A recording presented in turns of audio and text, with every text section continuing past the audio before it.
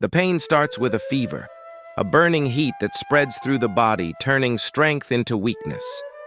In the ancient world, such suffering was not just an illness, it was a curse, a sign that the gods were displeased or that unseen spirits had taken hold of the flesh. Before the age of microscopes and modern hospitals, healing was an art of faith, mystery, and bold experimentation. Thousands of years ago, when the Nile still flooded with sacred rhythm and Greek philosophers pondered the nature of existence, another question lingered in every mind. How do you heal the sick? The story of ancient medicine begins in the temples of Egypt, where priests were the first physicians. They believed that health was the harmony of the body, the spirit, and the gods. To be sick was to be out of balance with the divine order known as Ma'at. So the Egyptian healer worked not only with herbs and bandages, but with prayers, incantations, and sacred rituals. One of the earliest medical texts in human history, the Edwin Smith papyrus, written more than 3,500 years ago, reveals a world astonishingly advanced.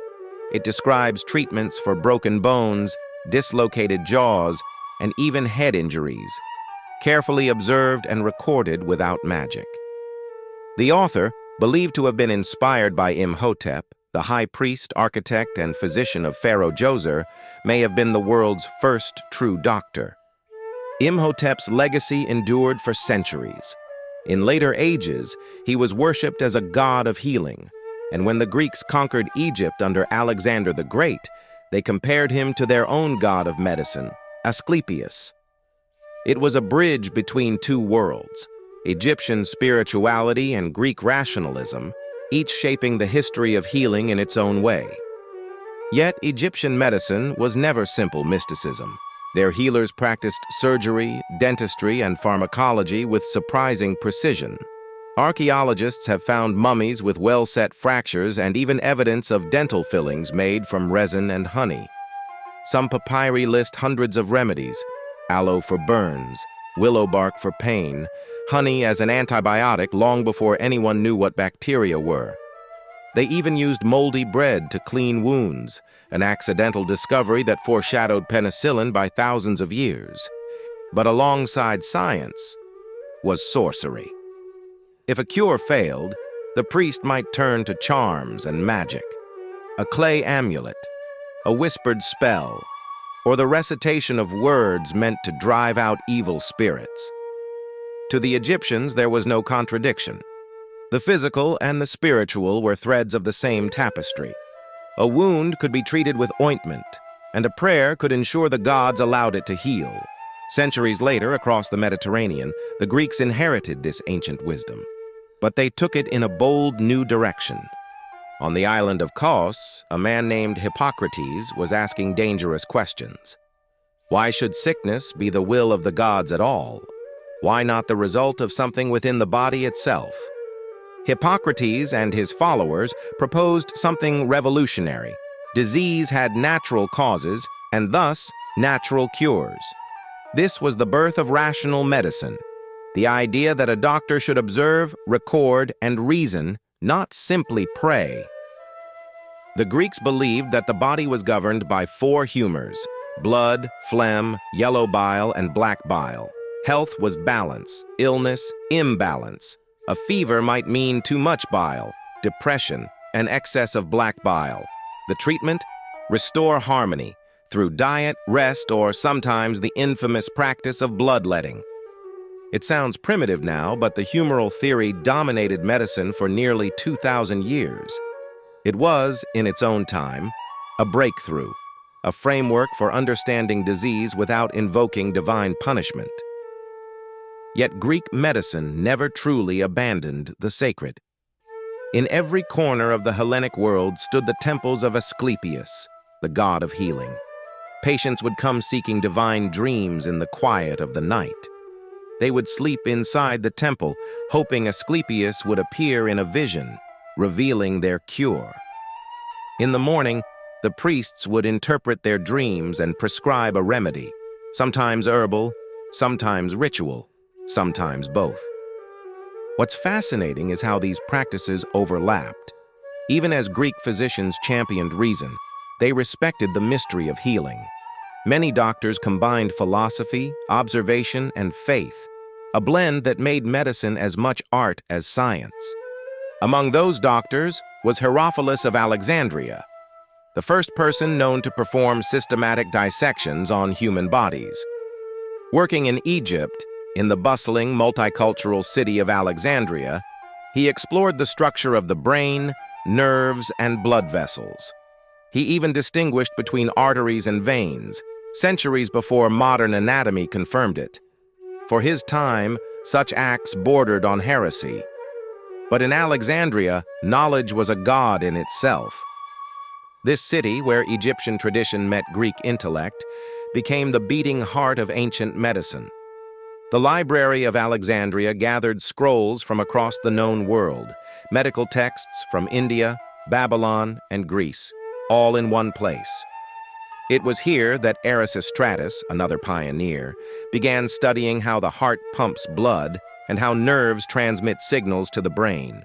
He proposed that the body functioned like a system of mechanical forces, a stunningly modern insight over 2 millennia old. But the Greeks were not always right. Their humoral theories would mislead doctors for centuries. Even the brilliant Galen, whose writings shaped medieval medicine, insisted that imbalance of humors explained every illness. His influence was so great that his ideas were rarely questioned until the Renaissance. Still, the Greeks and Egyptians had laid the foundation. They turned healing from mere superstition into an intellectual pursuit. The Egyptians taught the world to observe. The Greeks taught it to reason. And they left behind lessons still echoed in modern medicine. The Hippocratic oath, sworn by doctors even today, traces directly back to ancient Greece. I will use treatment to help the sick according to my ability and judgment, but never with a view to injury or wrongdoing. The Egyptians, too, left a legacy of compassion and meticulous care. In their writings, one finds not only treatments, but humanity, concern for comfort, cleanliness, and dignity. Their approach to healing was holistic long before the term existed. Yet there's another layer to this story, one often overlooked. For both Greeks and Egyptians, medicine was inseparable from philosophy. To heal the body was also to heal the soul. The Greeks sought balance between mind and matter. The Egyptians sought harmony between man and the divine. Both believed that a healthy person lived in alignment with the universe. In many ways, modern medicine has come full circle. We've rediscovered what they knew, that well-being is more than just the absence of disease. It is balance, harmony, and care for the whole human being. But imagine standing in an Egyptian temple at dawn, the air thick with incense, as a priest murmurs an incantation over a patient, applying honey and herbs to a wound.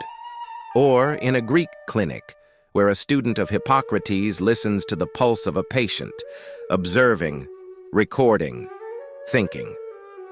Both are scenes of devotion, to life, to knowledge, to the mystery of healing. The story of ancient medicine is not just about how the sick were cured, it's about how humanity began to understand itself. The leap from magic to science, from fear to curiosity, was as radical as any revolution in history. And yet, even with all our modern progress, the heart of medicine remains unchanged. We still seek balance. We still hope for healing.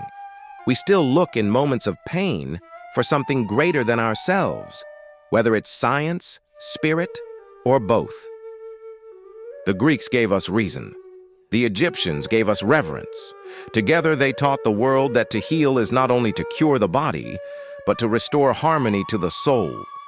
So the next time you swallow a pill, receive an injection, or visit a doctor's office filled with charts and machines, remember that your treatment is part of a story stretching back 5,000 years, to a temple by the Nile, to a philosopher on an island, to humanity's eternal quest to mend the broken and make the suffering whole. Because before medicine became science, it was something far more profound. It was a promise that pain would not have the final word. For more exciting historical insights, Like and subscribe to On This Day.